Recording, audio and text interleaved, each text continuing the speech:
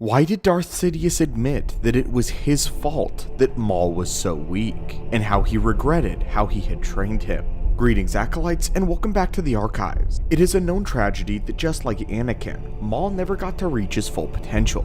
We've talked before about the insane potential that Maul would have had if he had been able to merge the teachings of the Sith with his Night Sister heritage. This of course was part of the reason that Sidious wanted to keep him from growing too powerful, as Maul had the potential to become a true rival. But despite not wanting Maul to become too strong, Palpatine regretted the way that he trained the Zabrak and considered his death to have been a huge loss to the Sith. He died prematurely, and Sidious would later make a sort of admission that it was his fault that Maul had been such a weak Sith Lord. To clarify, we're not insinuating that Maul was weak in general, but in comparison to what he was capable of, Maul only achieved a small fraction of his true power, less than even Anakin did, and it's all of Palpatine's fault.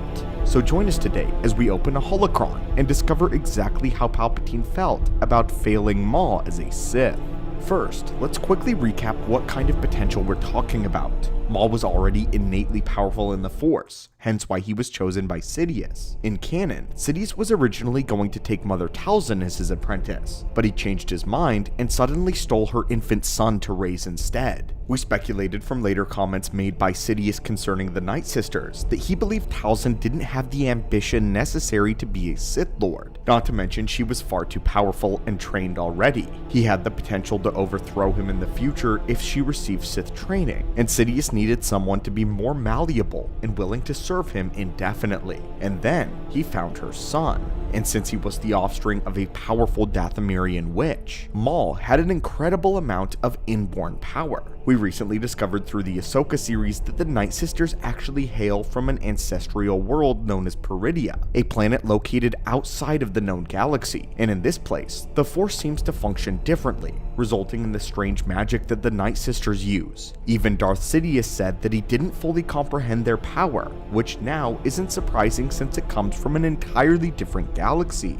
Had Maul been able to truly pursue the power of his heritage and marry it with the teachings of the Sith, he would have essentially merged the Dark Force energy from two separate galaxies into one being. As the first of his kind, he would have become something like a Sith warlock, very different from a sorcerer, as Maul's dark side magic would have been foreign to even ancient Sith knowledge. His power would have been unrivaled. But even if he didn't decide to do that route, and instead wanted to stick to a warrior's path, the true power of the Sith Lords and the Night Sister ritual would have made him an unstoppable monster. But unlike a beast such as Savage, Maul would be in full control of himself and his mind. Perhaps he would have even been the finest warrior the dark side had, maybe even stronger than Malgus. All of this is to say that Maul's potential and his upper limits are absolutely astounding, and Palpatine knew it. This is before the prospect of training Anakin arrived. Palpatine was sure that Maul was the absolute best that he could get,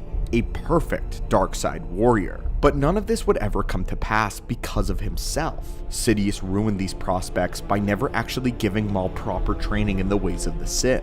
When Sidious took the boy away from Talzin, he placed Maul in a secret training facility where he was mostly raised by droids. Every now and then, Palpatine would visit Maul to establish himself as the master and ruler and teach him the necessary ways of wielding the dark side. But for most of Maul's life, he drilled one-on-one with training droids and studied holovids on the Jedi. Maul's training was far from even rudimentary training from a Sith Lord. When Maul reached his early 20s, Sidious would begin having more hands-on training, which consisted of occasional field trips to Sith worlds. Sidious would then begin dispatching Maul on various assassination assignments, but these assignments were a waste of the Zabrak's true talent. None of his targets were ever a real challenge to his skill, since they were often political enemies of Palpatine and wanted them dealt with behind the scenes. Otherwise though, Maul would try to train by hunting down dangerous creatures on foreign worlds. But hunting did not satiate the power of the Sith for very long at all. As a young man, Maul could feel the power of the Force pumping through his veins, and begged to be let out in a bombastic way that his power deserved. But he was fettered by the whims of his master. But Palpatine made an even worse mistake than his training. He failed to instill any sense of ambition in his apprentice, other than to kill Jedi and to serve him.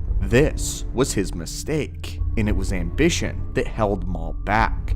held him in his place, if you will. Ambition drives a Sith into the throes of the dark side, allowing them to emerge stronger than ever before. But Sidious had manipulated the boy into only desiring to please him. He did this by spoiling Maul with rewards, gifts, and praise for a work well done, but harshly punishing his failures. This created an abusive loop of Maul only ever desperately seeking his master's approval, and this utterly destroyed any ambition that Maul would have to rise to any real power that he deserved as a Dark Lord. It was too late. Palpatine made Maul a servant, not an equal. Unfortunately, Sidious would even realize this mistake years later. As many years had passed, Palpatine would be reading Darth Malgus's accounts of Sith warriors, and in the margins, Palpatine would write this: "Warriors are animals. Agents like Darth Maul have their uses, but can never expand beyond their limited set of tasks." Palpatine openly admits to hindering Maul's ability to expand beyond that of a simple slaughterer. When he was young, all he wanted to do was to kill Jedi, to satiate a bloodlust, and in that way, he was an animal.